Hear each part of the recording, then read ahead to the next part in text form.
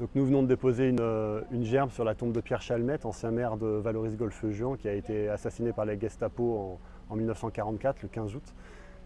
Il nous paraissait important de le faire parce que Pierre Chalmette était un grand résistant, c'était aussi un grand démocrate. Son engagement tout au long de sa vie l'a démontré. C'était un des rares notamment à avoir renié le Parti communiste alors qu'il était élu du Parti communiste parce qu'il estimait qu'il était pro-stalinien et qu'il mettait en danger la République. Et ensuite il s'est présenté à nouveau devant les urnes pour faire valider ce choix par les électeurs qui l'ont à nouveau élu maire de Valoris. Donc par ses engagements, par son acte de bravoure, il nous semblait important de commémorer à Valoris-Golfe-Juan la mémoire de cet ancien maire. Chose qui sera faite officiellement, comme chaque année, par la mairie de Cannes, puisqu'il y a une commémoration à la stèle Montfleury, là où les lieux se sont déroulés, là où l'assassinat s'est déroulé.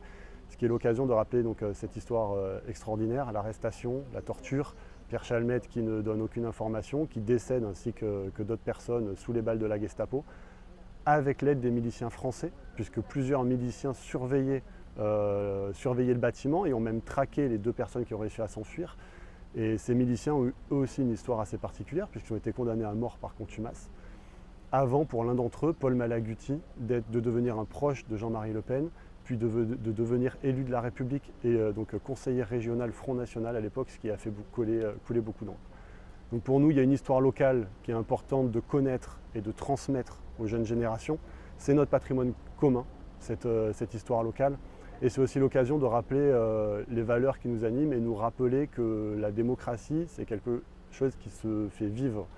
C'est un long chemin qui nous a mené à la paix, qui nous a amené à la République, qui nous a amené à la démocratie. Et en ces temps incertains, il est important de rappeler que c'est un combat de tous les jours. Ce n'est pas un combat du passé, c'est un combat actuel.